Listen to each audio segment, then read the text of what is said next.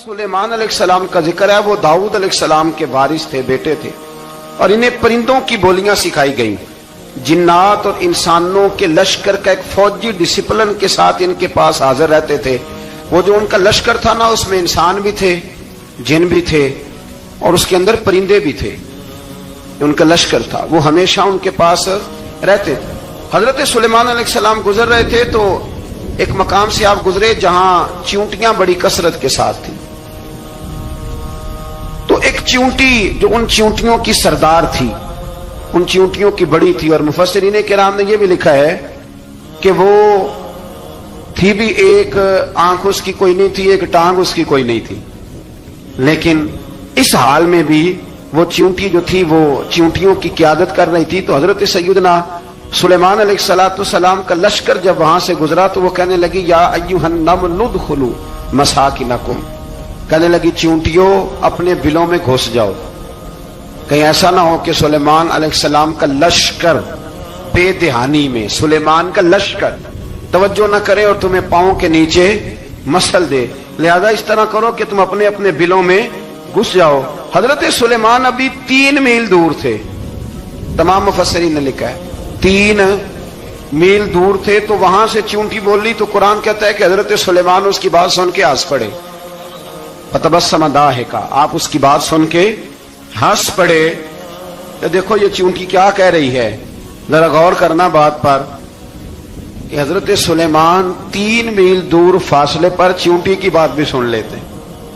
मौलवी ने कुरान की आयत पक्की याद कर लिया, ना बशर मिसलुकुम, कहता है हुजूर ने कहा मैं तुम्हारी तरह का बशर हूं, नबी हमारी तरह होते हैं जी। तो वो तो 3 मील दूर चींटी की आवाज सुन लेते थे। इसके कान में चींटी रखो भला, इसे कहो कि बता भला क्या कहती है, उसे बताएगा, फिर दौड़ लगा देगा शायद। कान में रखो इसको, कहो बता चींटी क्या कहती। और अगर ये लफ्ज ना होते कुरान के, जब उन्होंने सुना तो हंस पड़े, ये जुमले ना होते तो शायद इसको भी ना मानते। लेकिन हजरत सुलेमान ने सुनी चींटी की बात, और अब अगली बात कहने लगा हूं। बड़े खूबसूरत लफ्ज लिखे हैं मुफस्सिरीन ने, फरमाते हैं देखो एक चींटी ने एक जुमला बोल के, एक चींटी ने एक जुमला बोल के अपने कबीले की खैर खाई की, तो रब ने उसका जुमला भी कुरान में बयान फरमा दिया। तो जो सारी जिंदगी लोगों को जुमले बोल बोल के कहे रब रसूल की तरफ आ जाओ, तो अल्लाह कयामत में उसकी बात को कायम नहीं फरमाएगा। जो भी किसी की खैर खाई करे वो एक जुमला बोल के करे, और हो भी चींटी, तो अगर अल्लाह उसका जिक्र कुरान में बाकी रखता है, तो मैं और आप अगर किसी की खैर खाई करेंगे तो इंशाअल्लाह जिक्र बाकी रहेगा। शर्त यह है कि करें खैर खाई, खैर खाई करो किसी की, एक जुमला बोल के भी करो, चींटी भी हो तो अल्लाह कुरान में जिक्र बाकी फरमा देता है। तो अल्लाह तबारक व तआला ने इस बात का जिक्र कुरान मजीद में फरमाया। इस पर कई कुछ लिखा है। इसी तरह से एक बात और लिखी है हमारे मुफस्सिरीन ने कि हजरत सुलेमान एक दिन ना इसी तरह निकले, कहत पड़ गया था, बारिश नहीं होती थी, तो हजरत सुलेमान बाहर मैदान में निकले दुआ करने के लिए, खुश्क साली थी। तो जब आप गए तो एक चींटी अपने पर फैला के दुआ मांग रही थी। तो रब करीम ने फरमाया सुलेमान आप वापस चले जाएं, बारिश आ जाएगी पर आएगी चींटी की दुआ पे। तो हजरत सुलेमान ने अर्ज की, मौला मैं भी तो इतना लश्कर लेके आया हूं ना, तो चलो हमें भी दुआ कर लेने दे, तू चींटी की दुआ पे बरसा देना पर दुआ कर लेने दे। फरमाया नहीं, आप वापस जाएं, दुआ ना मांगे। या अल्लाह क्यों? फरमाया चींटी का दिल टूट जाएगा, वो तो कहेगी कि ये सुलेमान की लश्कर दुआ पे फिर बारिश आई है। तो आप न करें, ताकि उसके दिल में ये बात रहे कि नहीं मेरे रब ने मेरी दुआ पे बारिश फरमाई है। आप जाएं, आज बारिश आएगी पर आएगी चींटी की दुआ पे। तो जो चींटी बारिश की दुआ करे कौम के लिए, अल्लाह अगर उसका जिक्र कायम रखता है, तो जो अपनी कौम के लिए हिदायत की दुआ करे। और कभी कभी गर्दन झुका के देखा करो कि दिल में रसूलुल्लाह की उम्मत का दर्द कितना है। अगर कहीं हुजूर की उम्मत का दर्द है तो फिर इंशाअल्लाह जिक्र कयामत तक बाकी रहेगा। फिर इंशाअल्लाह कयामत तक आने वाली नस्लें भी आपका जिक्र करेगी, अगर हुजूर की उम्मत का दर्द सीने में मौजूद है। इसी तरह से फिर हजरत सुलेमान के लश्कर में ना एक हुदहुद नामी परिंदा भी था, लश्कर का कारकुन था, परिंदा हुदहुद गायब था। तो हजरत सुलेमान कहने लगे किधर गया वो हुदहुद, नजर ना आज आया, सख्त सजा दूंगा, यहां तो कोई अच्छी खबर लाएगा। چونکہ وہ ہدہد پرندہ جاتا تھا تو خبریں لا کے دیتا تھا، ورنہ سزا دوں گا۔ اتنی دیر میں ہدہد بھی آ گیا۔ تو یہ پرندے جو کارکن ہوتے ہیں بڑے سیانے ہوتے ہیں، کبھی بندہ ناراض ہو تو صحیح خبریں لے آتے ہیں۔ تو صحیح خبر لے کے آ گیا، آتے ہی آ کے بیٹھا تو اس نے حضرت سلیمان علیہ السلام نے کہا کہاں تھے؟ عرض کرنے لگا حضور میں ملک سبا گیا تھا، وہاں ایک عورت حکمرانی کرتی ہے، اس کا نام بلقیس ہے، بہت بڑے تخت پہ بیٹھتی ہے، 80 گز اس کا تخت لمبا ہے، 40 گز چوڑا ہے، اور شاید 80 مان کے 80 ٹن اس کا وزن ہے۔ تو حضور وہ سورج کو پوچھتے ہیں۔ حضرت سلیمان نے فوراً خط لکھا، فرمایا جا کے اسے میرا خط دے دو کہ یہاں تو کلمہ پڑھ کے ہماری فرما بردار بن جائے، ورنہ تیار ہو جائے، جو اللہ کے غیر کو پوچھتے ہیں ہم ان کے خلاف جنگ کریں گے۔ وہ جب لے کے گئے نا خط، یہ حدود گیا تو وہ میٹنگ کر رہی تھی، اس کے وزیر مشیر سارے بیٹھے تھے۔ اس نے جا کے خط پھینک دیا ملکہ بلقیس کی جھولی میں۔ اس نے خط پڑھا تو ڈر گئی، وزیروں کو بلایا۔ حضرت سلیمان، قرآن کہتا ہے حضرت سلیمان نے کہا تھا خط پھینک کے نا تو سائڈ پہ ہو کے سننا وہ کیا کہتا۔ بندوں کے لیے منع ہے، پرندوں کے لیے جائز ہے۔ بندوں کے لیے منع ہے سائڈ پہ ہو کے سننا، ہاں جس کی جاسوسی کی ڈیوٹی ہو، کفر کی جاسوسی کی، اس بندے کے لیے بھی جائز ہے۔ تو یہاں ایک تو وہ پرندے تھے، دوسرا کفر کی جاسوسی کر رہے تھے، سائڈ پہ ہو کے سننے لگے۔ تو ملکہ بلقیس کہنے لگی اب کیا کرنا ہے، یہ خط آیا ہے۔ وہ کہنے لگے ہم تیار ہیں، آپ حکم کریں، ہم لڑنے کو تیار ہیں، لڑیں گے۔ وہ کہنے لگی نہیں تیزی نہ دکھاؤ، قرآن مجید کہتا ہے کہ وہ کہنے لگی جب لڑائیاں ہوتی ہیں تو شہر تباہ ہوتے ہیں، ملک کھنڈر بن جاتے ہیں، لڑائی مسئلے کا حل نہیں ہے۔ انہوں نے کہا کہ میں نبی ہوں، ایک دفعہ آزما لیتے ہیں کہ نبی ہیں کہ نہیں، معاذ اللہ آزما لیتے ہیں۔ کہا کیسے؟ کہنے لگی تحفے تحائف بھیجتے ہیں، اگر مال پر دل للچا گیا تو پھر نبی نہیں بادشاہ ہے، اور اگر مال پر دل للچایا نہ تو پھر اللہ کے کامل بندے۔ یہ فرق اس نے اس وقت بیان کیا۔ اس نے 500 کنیزیں، 500 غلام، بڑے شاندار لباس پہنا کے، 500 گھوڑا بڑا تگڑا، اس کے اوپر مال و اسباب رکھ کے تیاری کرا کے حضرت سلیمان کی طرف بھیجا۔ ہدہد پہلے سے خبر لے کے آ گیا، حضور اس نے یہ پروگرام بنایا ہے۔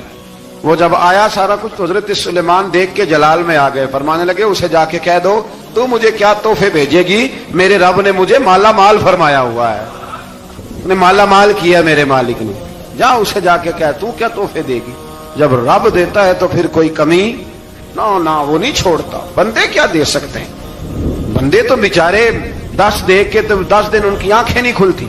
فرمایا جو اللہ نے جو دیا ہے کیا بات ہے اس کے دینے کی، تو فرمایا اسے کہو یا فرما بردار ہو کے آ جائے یا جنگ کے لیے تیار ہو جائے، ہم اسے اس کے شہر سے ذلیل کر کے نکال دیں گے۔ اس نے جا کے جب پیغام دیا تو اور ان لوگوں نے بھی آ کے بتایا کہ وہاں تو ہم عجیب منظر دیکھ کے آئے ہیں کہ جانور بھی ہاتھ باندھے کھڑے ہیں، وہاں تو جنات، سرکش جنات کھڑے ہیں، وہ بادشاہ نہیں وہ نبی ہیں، وہ جو 500 غلام اور 500 کنیزیں گئی تھی حوال سنایا آ کے۔ تو ملکہ بلقیس نے پھر خط لکھا کہ میں فرما بردار ہو کے آ رہی ہوں۔ مانا کیا ہے، میں کلمہ پڑھنے کے لیے آ رہی ہوں۔ تو حضرت سلیمان نے کہا بھئی اب اس طرح کرو، ذرا فرش بچھاؤ۔ انہوں نے فرش بچھایا، اس طرح کا کہ اوپر فرش تھا، نیچے مچھلیاں تیر رہی، لگ رہا تھا دریا ہے، ڈیوٹی لگا دی، جنات نے بچھا دیا۔ ادھر حضرت سیدنا سلیمان فرمانے لگے اب چونکہ مان کے آ رہی ہے تو اسے اپنی نبوت کی علامتیں بھی دکھانی ہیں۔ اس نے تخت بڑا شاندار بنوایا تھا، اور خواتین میں جو عادتیں خواتین والی ہوتی ہیں وہ جاتی نہیں، وہ 7 کمروں میں نا پیچھے اپنا تخت رکھ کے تو 7 دروازے بند کر کے آئی۔ اس زمانے میں ایک رواج تھا، وہ زلیخا نے بھی 7 دروازے مکفل کے ایک رواج تھا، ایک کمرہ، پھر کمرے کے پیچھے کمرہ، پھر اس کے پیچھے کمرہ، پھر اس کے پیچھے کمرہ، اور اس کو بڑے موٹے تالے لگائے جاتے تھے، اور فلسفہ یہ تھا کہ ایک تالا توڑے گا کوئی تو جب تک سپاہی آ جائیں گے، اور اگر اس کے توڑنے تک نہ آئے تو دوسرے کے توڑنے تک آ جائیں گے، اور اس کے توڑنے تک نہ آئے تو 7ویں تک تو آ جائیں گے۔ یہ ان لوگوں کا نفسیاتی معاملہ تھا، سوچ تھی۔ 7 کمروں میں مکفل کر کے نا وہ نکلی۔ تو حضرت سلیمان علیہ السلام کہنے لگے بھئی مجھے اس کا تخت چاہیے اس کے آنے سے پہلے، اس کے آنے سے۔ اس واقعے کی کیا ضرورت تھی قرآن پاک میں، یہ کیا حاجت تھی، یہ تخت والی ساری بات قرآن نے کیوں بیان کی؟ پوچھیں آپ اپنے دل سے بھی اور انکار کرنے والے منکرین سے بھی، اس کی کیا ضرورت تھی؟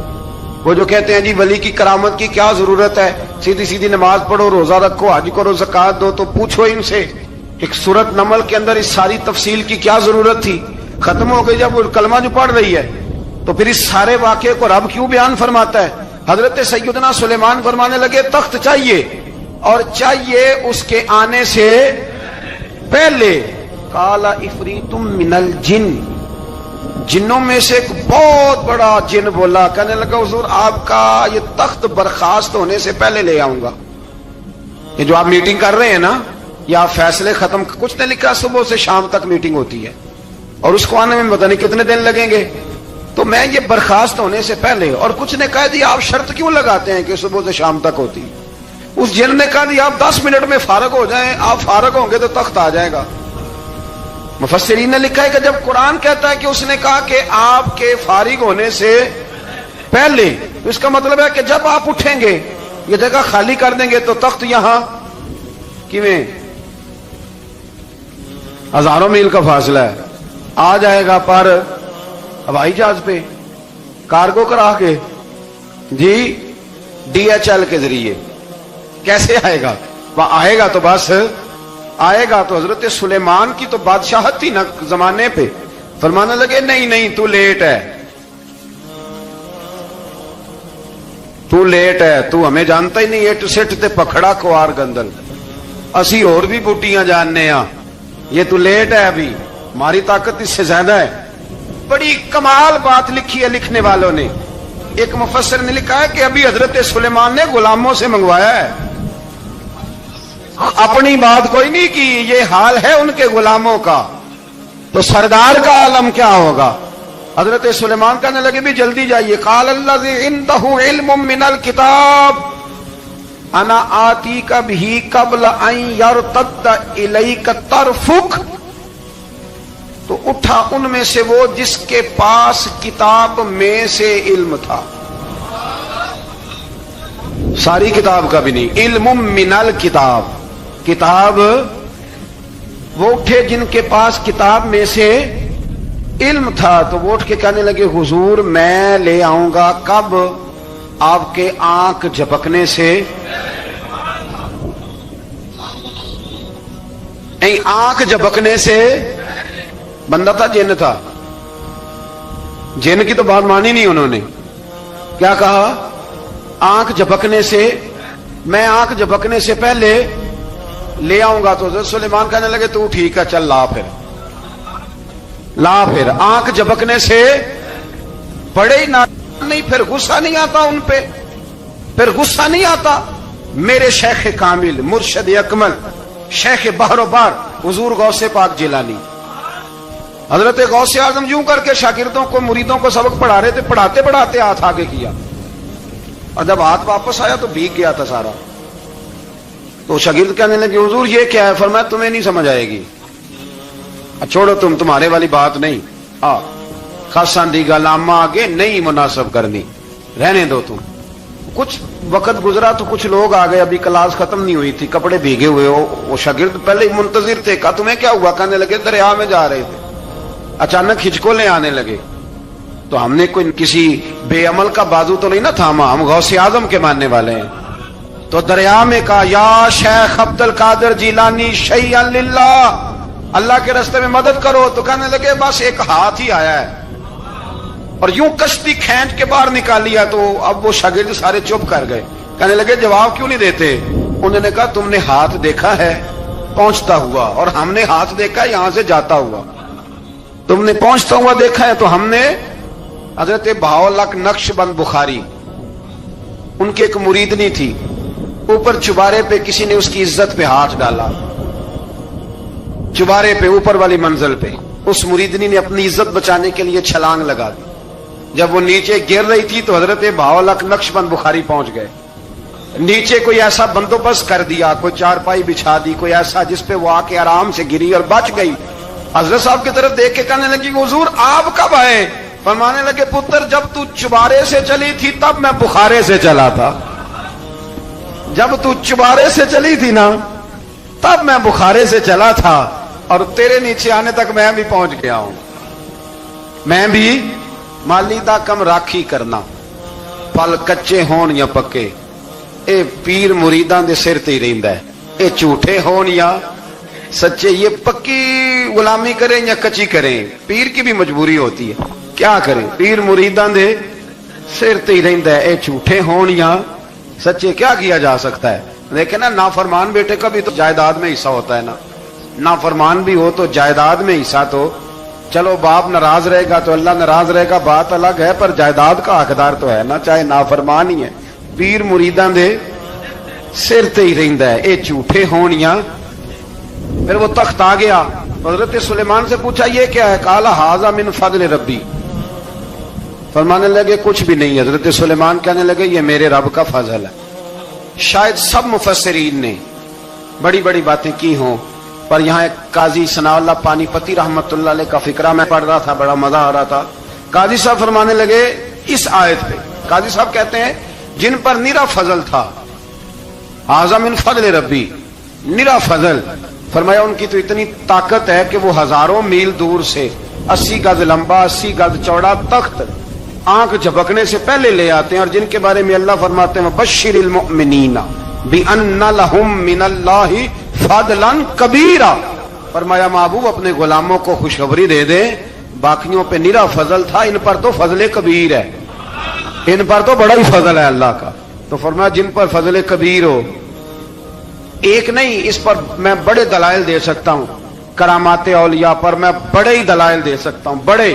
غوث اعظم رضی اللہ تعالیٰ عنہ کے بعد بادشاہ آیا تو کہنے لگا پیر تب مانوں گا جب سیب کھلائیں گے، سیب کا موسم ہی نہیں تھا، تو حضرت صاحب آتے ہی اسے کہنے لگے اب تو میری ولایت کو سیبوں پہ تو نہ تول، سیب کھلائے تو ولی، یا نہ کھلائے تو ولی کوئی نہیں، یہ تو اب میری ولایت کو سیبوں پہ تو نہ تول۔ تو حضرت صاحب نے یوں ہاتھ اٹھایا تو اللہ نے 2 سیب عطا فرمائے۔ تو وہاں جملہ ہے حضور غوث اعظم کا، فرمانے لگے اگر اللہ حضرت مریم سلام اللہ جو بنی اسرائیل کی ولیہ ہیں، ولی ہے نا، وہ نبی تو نہیں نا، عورت نبی نہیں ہو سکتی، فرمایا اگر اللہ انہیں بغیر موسم کے پھل دے سکتا ہے میں تو محمد عربی کا نوکر ہوں۔ فرمایا اب نہ 2 سیب آئے تھے، تو وہ کہنے لگا میرے تو دل میں 1 سیب تھا نا، تو حضور غوث اعظم نے نا 1 سیب مجھے دیا، 1 میں نے کھایا تو 1 غوث پاک کھانے لگے، کہتے ہیں میں نے وہ منہ میں رکھا ذرا ترش تھا، تو میرے چہرے کا وہ رنگ دیکھ کے نا، اثر دیکھ کے کہ تلخی محسوس، تو غوث اعظم کہنے لگے میرے والا کھا، تو 1 انہوں نے کاٹ کے ٹکڑا دیا، کہتے کھایا تو بڑا میٹھا تھا، تو میں نے کہا حضور آئے تو دونوں ہی غیب سے، آپ کے والا میٹھا ہے میرے والا کڑوا ہے، تو آپ فرمانے لگے آئے تو دونوں غیب سے تھے، پر ایک کو ذرا ظالم کے ہاتھ لگ گئے ہیں نا، اس کو تنبیہ بھی کر دی کہ ظلم سے باز آ جا، تنبیہ بھی کر دی، پر میں ہاتھ ظالم کے لگے اس لیے ترش ہو گیا، سیانا بن، 1 نہیں 20 درجنوں، لیکن پتہ نہیں کیوں لوگ اڑ گئے، پتہ نہیں کیوں کڑ کے آ گئے کرامت اولیاء کے معاملے میں بالکل۔ اور پھر کسی حدیث میں یہ نہیں آیا کہ اس زمانے میں ولی ہوں گے تو اس زمانے میں ولی نہیں ہوں گے، حضور نے فرمایا میری امت کبھی گمراہی پر جمع نہیں ہوگی۔ اقبال کہتے ہیں اولیاء کیا ہوتے ہیں، اولیاء کیا ہیں، جواسیس القلوب۔ اقبال کہتا ہے ولی کا بہت بڑا ولی تم نے دیکھنا ہو تو اسے دیکھو جو تیرے دل کا جاسوس ہے۔ چلو یہ مشکل بات ہے، میں نہیں چھیڑتا، لیکن جو تیرے وہ جاسوسی کرتا ہے، پر کرتا ہے تیرے دل کی، وہ تیرے دل کا جاسوس ہوتا ہے ولی۔ اور اس پر حضور کی حدیث ہے، فرمایا اس کی فراست قلبی سے ڈر، یہ اللہ کے نور سے دیکھتا ہے، ڈر اس کی فراست قلبی سے، اللہ توفیق عطا فرمائے۔ 12 اس ولی کا نام تھا آصف بن برخیہ، آصف بن برخیہ جی حضرت سلیمان کے وزیر تھے۔ وہ آئی ملکہ بلقیس، اور جب وہ آئی نا تو اس نے دیکھا کہ یہ تو آگے سامنے حضرت سلیمان بیٹھے ہیں، اور جو رستہ ہے نا درمیان میں وہ فرش ہے کہ دریا ہے سمجھ نہیں آ رہی، تو اس نے نا اپنا یوں کر کے اوپر کپڑا اٹھانا شروع کر دیا کہ نیچے پانی ہے، تو حضرت سلیمان کہنے لگے چلتی آ، نیچے کچھ بھی نہیں۔ اس نے پیر رکھا، نیچے مچھلیاں بھی تیرتی جا رہی تھی۔ حضرت سلیمان علیہ الصلوۃ والسلام، آج بھی اللہ نے توفیق دی ہے نا، لوگوں نے اس طرح کی تعمیرات بعد میں کی ہیں، لیکن اس کے موجد، اس کے پہلے بنانے والے حضرت سلیمان ہیں اللہ کی دی ہوئی توفیق سے۔ تو وہ ملکہ آپ کے پاس آئی، پھر وہ آپ کی فرما بردار ہو گئی، اور بعض مفسرین نے یہ لکھا ہے کہ اس نے جب کلمہ پڑھا تو پھر اس کا نکاح بھی حضرت سلیمان سے ہوا۔ حضرت سیدنا لقمان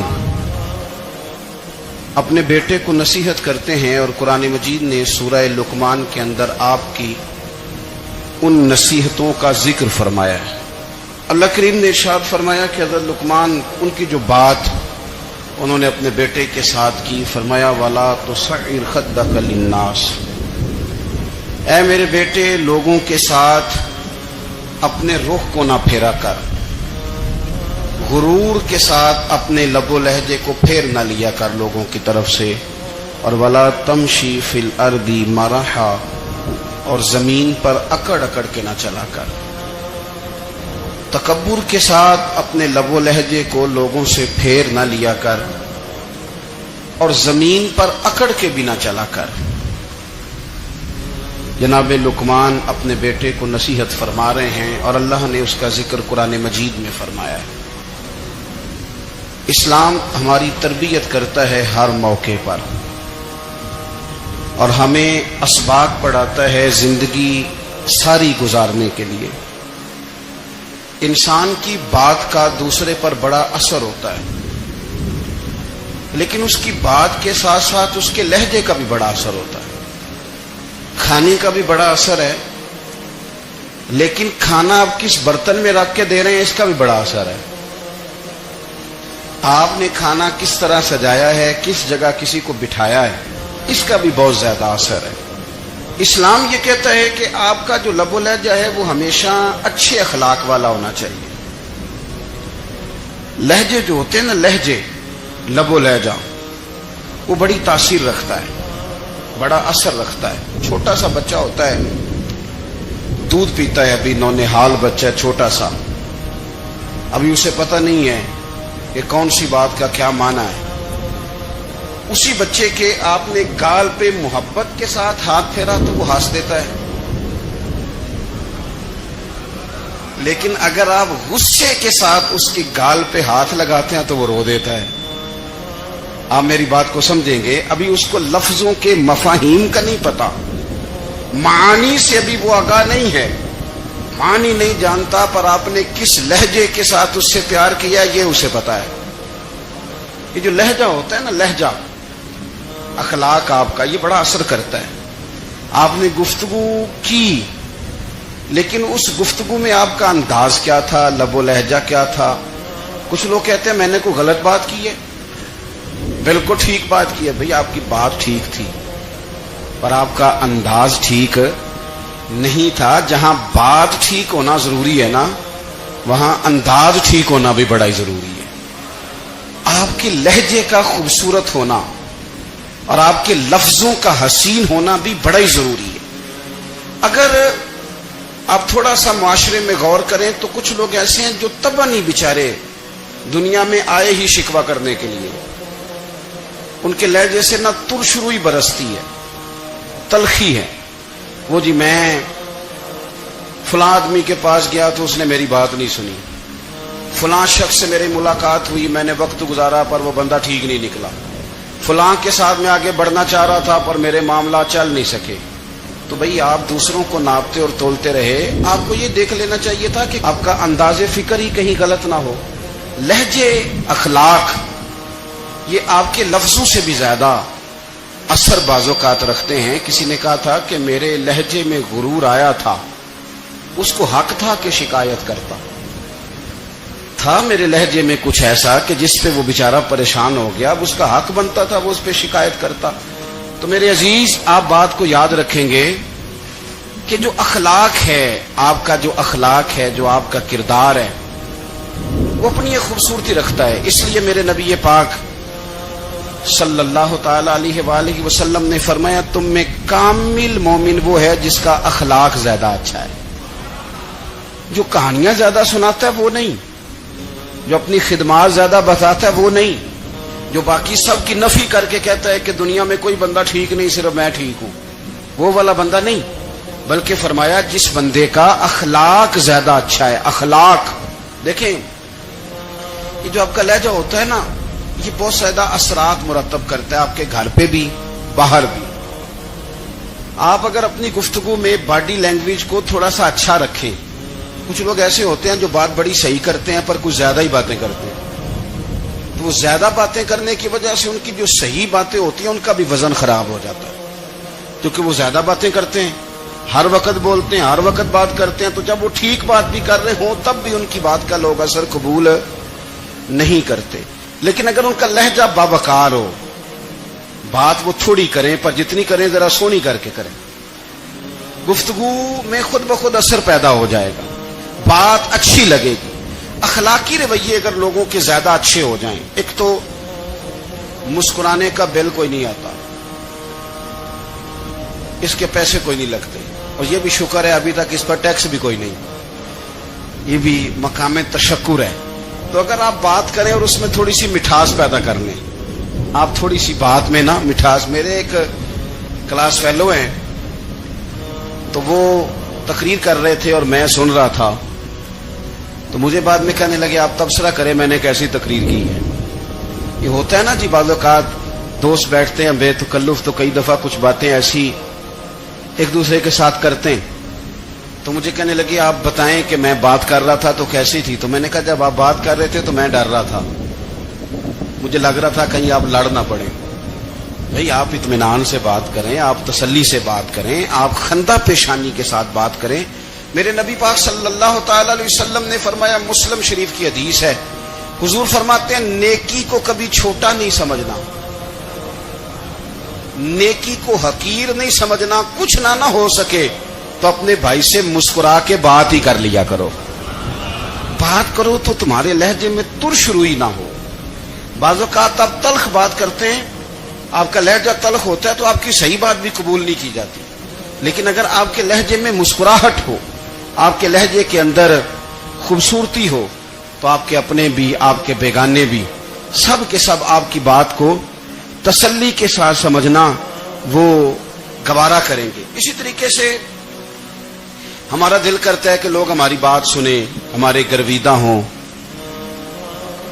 ہم جو پیغام دینا چاہتے ہیں وہ پیغام لوگ اچھے طریقے سے قبول کریں، اس پر لوگوں کی توجہ زیادہ ہو. یہ ہمارا شوق ہوتا ہے. اور دنیا میں اب تو فیمس ہونے کا شوق بڑا بڑھ گیا ہے، اب بڑا بڑھ گیا ہے. اب تو لوگوں کو نا شاید لوگ مقبولیت اسی کا نام لیتے ہیں کہ میرے اتنے لائکس ہیں، اتنے فالوور ہیں، اتنے سارے لوگ ہیں تو شاید میں بڑا مقبول ہوں. یاد رکھنا، قابلیت سے زیادہ قبولیت ضروری ہوتی ہے. فالوور کیا کریں گے اگر رب بھی راضی نہ ہوا تو؟ لائکس کیا کریں گے؟ اگر تو قبول ہو جائے تو پھر چلو کسی لائکس کا بھی فائدہ ہے، کسی فالوور کا بھی. اور اگر قبول نہ ہو تو پھر کوئی فائدہ. جنوں پریتم اپنا آنکھ ہی نہ وہ اجے سہاگن ہو ہی نہیں. تو جب وہ قبول کر لے پھر تو بڑی بات ہے، اور اگر قبولیت نہ ہو تو پھر بڑے بڑے مجمع بھی کوئی فائدہ نہیں دیتے. ہماری خواہش ہوتی ہے کہ لوگ ہمیں جانیں، لوگ ہمیں پہچانیں، ہمارا بڑا نام ہو، ہمارا بڑا ذکر ہو، ہمارے بڑے تذکرے ہوں. تو میرے نبی پاک صلی اللہ تعالی علیہ وسلم نے ارشاد فرمایا، حضرت ابو ہریرہ رضی اللہ تعالی عنہ روایت کرتے ہیں، حضور فرمانے لگے تم مال کے ذریعے لوگوں کو اپنا گرویدہ نہیں بنا سکتے، پیسے دے کے لوگوں کو پیچھے نہیں لگا سکتے. کتنے کو دو گے؟ لیکن نا پیسوں سے تو بندے کا لالچ شروع ہو جاتا ہے. ایک دفعہ دیں، پھر دوسری دفعہ دیں، پھر تیسری دفعہ دیں. روز دیں گے تو بندہ راضی ہوگا، اور اگر آپ نے 99 دفعہ دیا، ایک دفعہ نہیں دیا تو وہ ناراض ہو جاتا ہے. تو کتنا کو لالچ پورا کریں گے؟ تو حبیب پاک علیہ الصلوۃ والسلام فرمانے لگے تم پیسے دے کے لوگوں کو اپنا گرویدہ نہیں کر سکتے. ہاں، خندہ پیشانی سے، حسن اخلاق سے ملو گے تو لوگ تمہارے گرویدہ ہو جائیں گے. تمہارا اخلاق، تمہاری خندہ پیشانی، تمہارا اچھا کردار، یہ لوگوں کو گرویدہ کر سکتا ہے. مال و دولت سے لوگ گرویدہ نہیں ہوتے. تو ہمارا وہ جو روزمرہ کا لوگوں کے ساتھ تعلق ہے، لب و لہجہ ہے، میں نے دیکھا ہے بہت سارے لوگ ایسے ہیں جن کے ساتھ لوگ آنا جانا، ملنا بیٹھنا آہستہ آہستہ چھوڑ دیتے ہیں. اور وہ کس لیے چھوڑ دیتے ہیں؟ وہ ان کے رویے کی وجہ سے چھوڑ دیتے ہیں، ان کے انداز فکر کی وجہ سے چھوڑ دیتے ہیں، ان کے شکووں کی وجہ سے چھوڑ دیتے ہیں. مزاج ہوتا ہے نا ہمارا کہ ہمیں شوق ہوتا ہے تعلق زیادہ لوگوں کے ساتھ ہو، اور پھر یہ بھی شرط ہوتی ہے کہ میں جس کے پاس جاؤں وہ مجھے یہی کہے کہ تو میرے ساتھ ہی پیار کر. ایک صاحب مجھ سے کہنے لگے کہ یہ میں محفل کراتا ہوں، آپ بھی تشریف لائیں، اور میں 20 उलमा को बुला चुका हूं और बड़े बड़े नामवर नाम उन्होंने मेरे सामने लिए। मैंने उनसे पूछा कि जो नाम आपने लिए हैं और आपकी तस्वीरें भी साथ हैं, मैं अल्हम्दुलिल्लाह तस्लीम कर गया हूं आपकी बात को, लेकिन सवाल मेरा यह था कि क्या आप नमाज भी पढ़ते हैं? 21 उलमा को आपने बुलाया या 20 को बुलाया और बड़े बड़ों को बुलाया, और मुझे भी आप दावत पेश कर रहे हैं, तो नमाजी भी आप हैं, नमाजी भी हैं। कहने लगे आप दुआ करें मैं नमाज पढ़ना शुरू कर दूं। मैंने उनसे कहा खुदा के बंदे, अब अगर तू किसी और को बताएगा कि 20 इतने इतने बड़े लोगों से मेरा ताल्लुक कर, पढ़ता मैं नमाज भी नहीं, तो लोग क्या सोचेंगे कि 21 मौलवी मिलके भी एक बंदे को नमाजी नहीं बना सके। तो आप अपने लबो लहजे से सिर्फ बातों से गर्विदा किसी को कर लेंगे? आप ये देखें कि अखलाक किस तरह का है, लहजा किस तरह का है, आपके बात करने का अंदाज कितना हसीन है, उस लफ्ज के अंदर हुस्न कितना ज्यादा है। नबी पाक सल्लल्लाहु अलैहि वसल्लम भी तबलीग फरमाते, हम भी तबलीग करते हैं। मैं और आप जब तबलीग करते हैं तो उस तबलीग के अंदर शिकवा होता है और तनकीद होती है, और बाज़ जगह मैंने ये भी देखा है कि तंज होता है, तंज। हम दूसरे को दे दीन की दावत रहे हैं, लेकिन हमारे लबो लहजे से तंज और तुशरुई छलकती है। तू दौलत के पीछे लग गया है, तू बिल्कुल जाहिल है, तू बिल्कुल, तेरे खानदान में से भी कोई नहीं इधर आता। आप तंज कर रहे हैं, आप दावत दीन नहीं दे रहे। दावत दीन तो गुलदस्ते में रख के पेश की जाती है, उसकी तो एक खूबसूरती है, उसका तो एक हुस्न है, उसकी तो अपनी एक जाज़बियत है, उसकी अपनी एक नूरानियत है। सहाबा इकराम अलैहिम रिदवान फरमाते हैं कि हज़रत साद बिन मुआज़ रज़ी अल्लाह तआला अन्हु का जनाजा था। अल्लाह के प्यारे महबूब सल्लल्लाहु तआला अलैहि वसल्लम ने जनाजे की इमामत फरमाई, और जनाजे की इमामत के बाद अभी ना कब्र के तैयार होने में कुछ टाइम बाकी था, तो हुजूर जमीन पे तशरीफ फरमा हुए। लोग कब्र की तैयारी में हैं। बाज़ौक़ात होता है ना अभी कब्र नहीं तैयार हुई, तो कहते हैं कि लकड़ी के साथ हुजूर ने जमीन कुरेदनी शुरू कर दी, और देर तक हुजूर ने चेहरा नूर को जमीन की तरफ झुकाए रखा, गोया जमीन शर्फ दीदार हासिल करती रही। देर तक चेहरा नूर झुका रहा जमीन की जानिब, हुजूर ने रुखे नूर को फेर लिया। सहाबा कहते हैं कि हम ना बड़े, जब हुजूर हमारे करीब होते थे तो हमारा ख्याल होता था कि रहमत की बरखा है, अपने अपने हिस्से का करम उड़ेल ले अपने ऊपर। फरमाते मुंतजिर थे कि हुजूर कब हमारी तरफ रुखे अनवर फेरें और हम करीम से कोई बात सुन सकें। इरशाद फरमाते हैं कि हम बड़े शदीद मुंतजिर थे। देर के बाद नबी पाक अलैहिस्सलाम ने चेहरा अनवर उठाया, देर के बाद चेहरा अनवर उठाया।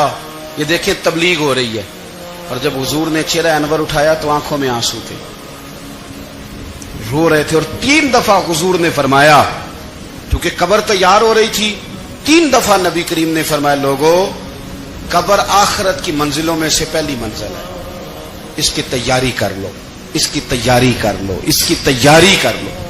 3 दफा हुजूर ने ये जुमले दोहराए। क्यों? एक मैं तबलीग करता हूं और उसमें न दर्द है, न रोना है, न वो लबो लहजा है। एक हुजूर दावत दे रहे हैं कब्र की तैयारी की, लेकिन उसमें आंसू है, उसमें खास रगबत है गुलामों के लिए।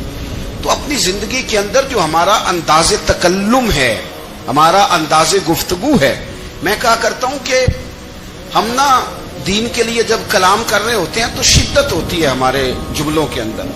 बाद मकामात शिद्दत के होते हैं। आप जिहाद की बात कर रहे हैं, नामूस रिसालत की बात कर रहे हैं, तो किसी जगह आपके लबो लहजे के अंदर शिद्दत का हो जाना बुरा नहीं है, बल्कि वो अच्छा है। लेकिन मेरे अजीज, हर वक्त ही कुछ लोग तलख हैं, उन्हें किसी वक्त भी आप उनसे मुलाकात कर लें, वो लोग आपको परेशान ही नजर आएंगे। हजरत सैयदना अब्दुल्लाह इब्न अमर रज़ी अल्लाह तआला अन्हु रवायत करते हैं कि नबी पाक सल्लल्लाहु तआला अलैहि वसल्लम ने इरशाद फरमाया कि जन्नत में ऐसे भी कमरे होंगे, जन्नत में कुछ ऐसे कमरे, कुछ ऐसे मकानात भी होंगे कि बाहर खड़े होंगे तो अंदर नजर आएगा, और अंदर खड़े होंगे तो बाहर नजर आएगा। यानी एक तो तुम आईने लगाते हो ना, वो दीवारें इतनी शफाफ होंगी कि अंदर बाहर से उनका हुस्न दिखाई देगा। हजरत सैयदना मालिक अशअरी रज़ी अल्लाह तआला अन्हु बैठे थे, कहते मैंने फौरन अर्ज की हुजूर वो मिलेंगे किसको? وہ جو اتنے حسین گھر ہوں گے کہ دیواریں ہی شیشے کی محسوس ہوں گی, اندر باہر سے حسن کے جلوے دکھائی دیں گے, حضور وہ ملیں گے کسے؟ تو اللہ کے پیارے محبوب علیہ السلام نے فرمایا وہ اس کو ملیں گے جو گفتگو اچھی کرے گا, جو گفتگو اچھی کرے گا, لب و لہجہ اخلاق والا ہوگا, گفتگو اچھی کرے گا, لوگوں کو کھانا کھلائے گا, اور جب لوگ سو رہے ہوں گے تو وہ اٹھ کے اپنے رب کی عبادت کرے گا. اس شخص کو وہ مکانات ملیں گے جن کی دیواریں آئینے کی مانند ہوں گی, جن کا حسن تازہ ہوگا, جن کو اللہ تبارک و تعالیٰ نے اپنے فضل سے مزین کیا ہوگا, سنوارا ہوگا. ہم اگر تھوڑی سی توجہ کریں نا تو کئی دفعہ وقت گزر جاتا ہے, لہجہ نہیں بھولتا, لہجہ یاد رہتا ہے.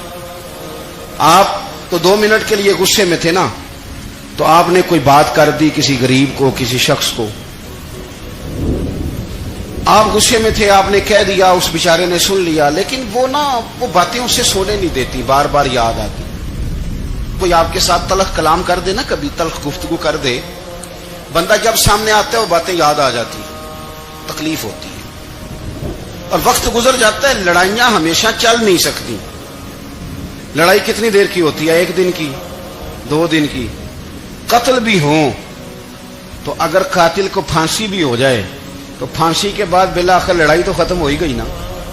لڑائی ہمیشہ چلتی, تلخی ہمیشہ چل سکتی نہیں. تلخی روٹین میں چلنے والا سکہ, کوئی سکے روٹین میں چلتے وقتی ہوتے. یہ جو غصے کا لب و لہجہ ہے, تلخی کا سکہ, یہ بھائی روٹین میں نہیں چلتا, اس نے ایک نہ ایک دن ختم ہو جانا ہے. روٹین میں پیار ہی چلتا ہے. حضرت جابر ابن عبداللہ کہتے ہیں حضور پہلے دن مدینہ منورہ آئے, میں زیارت کے لیے گیا تو میں نے مسکراتے دیکھا. 10 سال میں دیدار کرتا رہا, اور وصال سے چند دن پہلے بھی میں نے زیارت کی تو مدینے والے محبوب کو مسکراتے ہوئے ہی دیکھا ہے. یہ جو آپ کا لب و لہجہ ہے نا, اخلاق والا, حسن والا, مسکرانے والا, یہ لب و لہجہ نا ذرا لمبا چلتا ہے. یہ روٹین ہے, یہ روز چلے گا. یہ سکہ وہ ہے جو رائج الوقت رہتا ہے, یہ کبھی بھی ختم ہونے والا یہ خزانہ ہے. تو یہ جو آپ کا تلخ لب و لہجہ ہے, یہ روٹین نہیں. عارف رومی رحمۃ اللہ علیہ فرماتے ہیں کہ مثال دینے کے لیے بات سمجھاتے ہیں. فرماتے ہیں ایک شخص جنگل میں لکڑیاں کاٹنے جایا کرتا تھا تو شیر سے دوستی ہو گئی, یعنی ڈائریکٹ بادشاہ سے دوستی ہو گئی. اور بادشاہ بھی وہ جو جنگل کا بادشاہ ہے, جنگل کے بادشاہ سے دوستی ہو گئی. اب وہ لکڑہارا غریب آدمی تھا, لکڑیاں تو کاٹنی ہوتی تھی. تو وہ جنگل کا بادشاہ اعلان کر دیتا جانوروں کو کہ میرا دوست آیا, ایک تو کوئی تنگ نہ کرے, اور دوسرا یہ کہ سب لوگ مل کے اس کے ساتھ تعاون کریں. کبھی کوئی جانور لکڑیاں اکٹھی کراتا, کبھی کوئی اپنی پشت پہ گدھا, بیل, گھوڑا, خچر رکھ کے وہ لکڑیاں باہر چھوڑنے آتا. تو اب اس کی بڑی دھوم مچ گئی جنگل کے اندر. لکڑہارا مزدور تھا, وہ بادشاہ سے دوستی کر کے بادشاہ ہی بن گیا. وہ گھر آ کے نا بیوی کو اکثر بتاتا کہ میرا ایک دوست ہے, میں جاتا ہوں تو ساری پہلے ہی مخلوق کھڑی ہوتی ہے میرے استقبال کے لیے. دوستی جو بڑے سے ہو گئی ہے. بنا ہے شاہ کا مصاحب تو پھرے ہے اتراتا, وگرنہ شہر میں غالب کی آبرو کیا ہے. ہمیں تو پوچھتا ہی کوئی نہیں, یہ تو بنا ہے شاہ کا مصاحب تو پھرے ہے اتراتا, وگرنہ شہر میں غالب کی آبرو کیا ہے.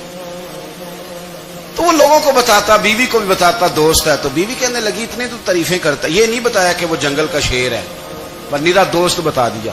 بیوی کہنے لگ گئی کہ تو اتنا جو اس کا ذکر کرتا ہے تو کسی دن بلا نا, بلا کسی دن تاکہ اس کی دعوت کریں. اب اس نے پھر نہ اس کو پردے میں رکھا. کیا کہتے ہیں آج کل, سرپرائز دینا ہے. ان کا سرپرائز دینا ہے جی, پردے میں رکھا کہ وہ شیر ہے. تو وہ بلا لیا گھر. اب اس کے لیے کچا گوشت, ظاہر ہے شیر نے کچا گوشت دکھانا تھا. وہ کہنے لگی پکانا کس طرح کا ہے. وہ کہنے لگا جب وہ آئے گا پھر بتاؤں گا. اب وہ کچا گوشت 2-3 بکرے ذبح کر کے ڈال دیے. وہ آ گیا شیر. اور پھر رومی کہتے جب وہ آیا نا تو اس کی بیوی نے دیکھا, اس نے ایک سخت جملہ کہہ دیا. کہنے لگی اوہو, میں سمجھی تھی پتہ نہیں کون ہے, اس طرح کے درندے تیرے یار ہیں, کتے بلے دوست بنائے ہوئے, یہ کیا بات ہے. خیر وہ شیر نے سن لیا، گوشت کھایا، وہ چلا گیا۔ اگلے دن لکڑ آ رہا، لکڑیاں کاٹنے گیا تو شیر نے ملاقات کرتے ہی لکڑ آرے سے کہا کہ یہ نا کلہاڑی اٹھا اور میری پشت پہ نا ایک زخم کر دے۔ اس نے کہا نہیں میں یہ کام نہیں کرتا، تو میرا دوست ہے۔ اس نے کہا سن بھائی، میں نے پیار سے کہا ہے تو مان جا، ورنہ میں ہوں شیر، میں نے تجھ سے منوا ہی لینا ہے، میں کوئی تکلیف دوں گا مناسب نہیں، تو کر۔ اس نے کلاڑی اٹھائی اور اس کی پشت پہ ایک زور سے زخم لگا دیا، خون بہنے لگا۔ اس نے کہا تو نے آج کے بعد آنا ہے، لکڑیاں کاٹنی ہے، تجھے کوئی کچھ نہیں کہے گا، بس یہ ایک حکمت تھی جو میں نے کیا ہے۔ قصہ مختصر، وہ آتا رہا، لکڑیاں ملتی رہی، خدمت بھی ہوتی رہی، 6-8 ماہ گزر گئے۔ ایک دن شیر اس سے کہنے لگا یہ میرے ذرا بال اٹھا کے دیکھ، وہ جو تو نے زخم لگایا تھا وہ کہاں پہ ہے؟ اس نے وہ بال اٹھا کے دیکھا تو زخم ملا ہی نہیں، کئی جگہ پہ ٹٹولا کا، یار یہاں تھا یہاں تھا یہاں تھا۔ شیر نے پھر کیا کمال ہی جملہ کہا، اس نے کہا کہ وہ جو کلاڑی کا زخم تو نے لگایا تھا نا وہ مکمل ہو گیا، لیکن تیری بیوی کا جو لہجہ تھا اور اس کی جو تلخی تھی وہ آج تک میرے ذہن میں موجود ہے، وہ ابھی بھی مجھے تکلیف دیتی ہے۔ بات سوچتا ہوں مجھے اس نے درندہ کہا، اس نے میرے بارے میں اتنے کچے اور کمزور اور سخت جملے کہے، تو وہ بات مجھے بھولتی، وہ آج بھی میرے ذہن میں اسی طرح گونجتی ہے۔ تلخ جملے جو اس نے کہے اور خوفناک جو انداز اس نے اختیار کیا، وہ بات مجھے کبھی بھی بھولتی۔ تو آپ کے لفظ لوگوں کو بھول جاتے ہیں پر لہجہ یاد رہتا ہے، اگر ہم اپنے لہجے پر تھوڑی توجہ ہی کر لیں۔ کچھ لوگ کہتے ہیں جی میرا جی روٹین ہی یہ ہے بات کرنے کی، تو یہ یاد رکھنا کسی وقت ایسا بھی ہوتا ہے کہ شیر کو سوا شیر مل جاتا ہے۔ رحمت اللہ علیہ درویش تھے دلی کے، بہت سارے لوگ مرید تھے، ایک بڑا خدمت گزار مرید تھا، مزدوری کرتا تھا، غریب تھا، تو 6 بیٹیاں تھیں اس کی۔ حضرت صاحب کے پاس روز آ کے کہتا حضور بچیوں کے لیے دعا کرے، اللہ کوئی اسباب پیدا کر دے، ایک بچی کی شادی کا خرچہ 1000 دینار ہے اور میں غریب ہوں۔ حضرت صاحب دعا کر دیتے۔ خانقاہ شریف کے تھوڑے ہی فاصلے پر حضرت جہاں بیٹھ کے مریدوں کی تربیت کرتے تھے، اس سے تھوڑا ہی فاصلے پر نا ایک عیسائی رہتا تھا، بڑا مالدار تھا، بڑی سارے اونٹ گائیں بھیڑ بکریاں رکھی ہوئی تھی، اور حضرت شرف الدین رحمت اللہ علیہ کی بڑی مخالفت کرتا تھا۔ اور یہ جو آپ کا غریب مرید تھا یہ اس کا پڑوسی تھا، ایک دن بلا کے نا ان کو کہنے لگا کہ تو کدھر جا کے جو ہے وہ ٹکرے مار رہا ہے، وہاں سے کچھ نہیں ملنے والا، وہ تجھے کیا دیں گے جن کی خانقاہ خود چندے پہ چلتی ہے، مدرسہ چندے پہ چلتا ہے، مسجد چندے پہ چلتی ہے، تیری بیٹی کا معاملہ کہاں حل ہوگا؟ تو اس درویش نے کہا کہ تو میرے پیر کو نہیں جانتا، تو مجھے میرا محبوب نہیں ڈٹھا، تو پتہ نہیں نا، تو اس رستے کا مسافر نہیں، تو نہیں جانتا، ان کا بس چلے نا تو وہ ہر قیمت میں میری بیٹیوں کی شادی کرا دے۔ اب وہ عیسائی تھا، کہنے لگا اچھا چلو ٹھیک ہے، اگر اتنی بات ہے نا تو جاؤ ان سے جا کے کہہ دو کہ 6 سال کے لیے میرے ساتھ معاہدہ کر لیں، تو میرے جانوروں کو چارہ ڈال دیا کرے، 6 سال ڈیوٹی کرے، میں 6000 دینار دے دیتا ہوں۔ وہ میرے ساتھ 6 سال میرے جانوروں کو چارہ ڈالے رکھتے ہیں نا آپ، چارہ ڈالنے کے لیے ایڈوانس پیسے دے کے، اب تو لوگ انہیں بھی غلام ہی بنا لیتے ہیں، بڑی تھوڑی تنخواہ دیتے ہیں، ظلم کرتے ہیں، پورا معاوضہ نہیں دیتے۔ حضرت شیخ شرف الدین کے بارے میں وہ کہنے لگا جب اپنے پیر سے جا کے کہہ کہ میرے جانوروں کو 6 سال چارہ ڈالے، میں 6000 دے دیتا ہوں، تو جو کہتا ہے ہر قیمت پہ جانے کو تیار ہے۔ اس نے جب یہ بات کی تو مرید نے ناراض ہو گیا، وہ لڑائی ہو گئی، گریبان پکڑ لیا، جھگڑا ہوا، بات بڑی دور گئی، اس طرح کی بات کرتا ہے میرے حضرت کے بارے میں، تیرے جیسے کئی میں وہاں کام پہ رکھا دوں۔ جب بڑی بحث ہوئی، بات محلے میں علاقے میں پھیل گئی، دنیا نے سن لی، تو شیخ شرف الدین تک بھی پہنچ گئی۔ اس طرح جھگڑا ہوا ہے، لوگ سو گئے عشاء کی نماز کے بعد۔ حضرت صاحب نے نا سر پہ کپڑا لیا، اس عیسائی کے دروازے پہ دستک دی، وہ باہر آیا، فرمانے لگے لوگ تو سوچ سمجھ کے ملازم رکھتے ہیں، تو نے بھی تو سوچ ہی لیا ہوگا، تبھی تو مجھے آفر کی ہے، تو اپنی آفر پہ قائم ہے، واقعی مجھے رکھ لے گا اور 6000 دینار دے دے گا؟ کہنے لگا جا بابا کام کر اپنا۔ فرمایا نہیں، تو نے اتنے لوگوں میں بات کی، اتنی بحث ہوئی، تو قائم ہے؟ کہنے لگا میں تو قائم ہوں پر آپ نے نہیں قائم رہنا۔ فرمایا میں سوچ سمجھ کے آیا ہوں۔ اس نے کہا آپ ڈیوٹی کریں گے، بحثوں کو چارہ ڈالیں گے؟ فرمایا ایک شرط، بس جب اذان ہو جائے نا تو مجھے رب کی نماز پڑھنے کی اجازت دے دینا، باقی صبح و شام جو تو کہے گا، اگر اس غریب کی بیٹیاں بیائی جائیں تو مجھے اور کیا چاہیے۔ اس کی 6 بیٹیوں کا بوجھ ہے اس کے سر پہ, تو مجھے رکھ لے. اللہ اکبر. وہ کہنے لگا چلے پہ میرے ساتھ خط بندگی کر لیں. آج کل ہم اسٹامپ کرتے ہیں, اس زمانے میں خط بندگی ہوتا تھا, غلامی کا خط. قاضی شہر کے پاس, یعنی اس کا خیال تھا کہ چلو اسٹامپ کی بات کروں گا تو بھاگ جائیں گے. فرمایا چل میں تیار ہوں. قاضی تک گئے, طے ہو گیا, 6000 دینار دے دیے. حضرت نے مرید کو بلایا, فرمایا پتر یہ لے جا, جا میری بیٹیوں کو روانہ کر دے. کہنے لگا حضور یہ کیا کر رہے ہو آپ, کچھ سوچیں. فرمایا یار جب تجھے بیٹا بنا لیا تو پھر میری پوتیاں تو لگتی ہیں نا, میرا حق تو بنتا ہے نا, جا کے ڈیوٹی کر, ان کو بیاہ دے. بات پھیل گئی. بادشاہ بھی عقیدت مند تھا, وہ 12000 دینار لے کے پہنچا. کیا بتاؤں ان رب کے بندوں کا دل کیسا ہوتا ہے, کیا درد ہوتا ہے, کیا رنگ. 12000 دینار لے کے بادشاہ آیا اور آ کے حضرت کو پیش کیے کہ حضور آپ دیں اس عیسائی کو ڈبل دیں اور جائیں کام کریں. آپ فرمانے لگے تو پیسے دے, شرطیں نہ لگا, میرا جہاں دل کرے گا میں خرچ کروں گا. ابھی تو لطف آ رہا ہے, ابھی تو ذائقہ آیا ہے کچھ کرنے کا. پیسے دینے ہیں تو دے, پابندی نہ لگا, جہاں میرا دل کرے گا میں. اس نے کہا حضور ٹھیک ہے رکھ لے. حضرت نے فجر مسجد میں پڑھی, جیب میں 12000 دینار تھے. اعلان فرمایا بھی کسی اور کی بیٹی بھی بیٹھی ہے تو پیسے میرے پاس ہے. وہ 12000 دینار بھی بانٹ دیا, اور 12000 دینار بانٹ کے نہ تو پھر چلے گئے کھیت میں چارہ کاٹنے. اس عیسائی کو کسی نے بتلایا کہ ان کے پاس تو 12000 آیا ہے پر تجھ سے جان نہیں چھڑائی انہوں نے. کہ وعدہ یہ ہوا تھا کہ 6 دیں گے تو جائیں گے, جب تک دیں گے نہیں تیرے گھر میں کام کریں گے. وہ نا چارہ کاٹ رہے تھے, حضرت صاحب تو وہاں پہنچ گیا, دور جا کے کھڑا ہو گیا. کہنے لگا بابا پہلے تو میں نے مسلمانوں کے اخلاق سنے تھے, اب تو میں نے دیکھ بھی لیے, پر یہ بتا جب 12000 آیا تھا جان کیوں نہیں چھڑائی. تو حضرت چارہ کاٹتے کاٹتے رو پڑے. فرمانے لگے تو نہیں نہ جانتا یہ بیٹیاں سانجی ہوتی ہیں, پتہ نہیں نا. میرے رسول پاک نے تو حاتم تائی کی بیٹی کے سر پہ کپڑا رکھ کے کہا تھا بیٹیاں برابر ہوتی ہیں. تو یہ نہیں پتا جب اس کی 6 بیٹیوں کی شادی ہوئی ہے میرے اندر روحانیت کتنی بڑی ہے. فرمایا پھر 12000 آیا ہے تو 2-4 بچیاں پھر گئی ہیں. تو یہ نہیں پتا میں اندر سے راضی کتنا ہوں, میں تیری نوکری کرتا رہوں گا, پتہ نہیں اللہ کتنی بیٹیوں کو بیاہ دے گا. اتنا رویا وہ عیسائی کے پیروں میں بیٹھ گیا. کہنے لگا بابا میں نے تیری مخالفت کی ہے پر تیرے قریب آ کے پتہ چلا ہے کہ تو بہت اونچے اخلاق کا مالک ہے, اور اگر تیرا یہ مقام ہے تو تجھے اخلاق سکھانے والے محمد عربی کی شان کتنی ہوگی. ظالم کی بولیے جاتے نہیں لوگ جھوٹے گواہ بن کے.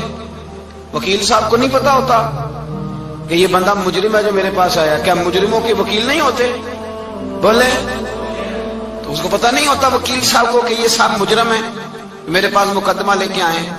اور اگر بے ادبی نہ ہو جائے تو میرا خیال ہے قاضی عدالت کو بھی پتا ہوتا ہے کہ مجرم کون ہے اور مظلوم. میرے نبی پاک صلی اللہ علیہ وسلم نے اس قدر زیادہ سختی فرمائی اس مسئلے میں. فرمایا جس کو پتا تھا کہ فلاں آدمی ظالم ہے, ظلم کر رہا, پھر وہ ظالم کا گواہ بنا یا اس نے ظالم کی مدد کی, کتنی کی؟ شارحین لکھتے ہیں چاہے اس نے ایک جملہ بول کے کی, چاہے ایک, سارے بولیے, چاہے ایک غریب کو اس نے ظلم کیا تو کہتے ہیں علاج یہ سی, چاہے ایک جملہ بول کے کی. شارحین اس حدیث کی شرح میں لکھتے ہیں ایک جملہ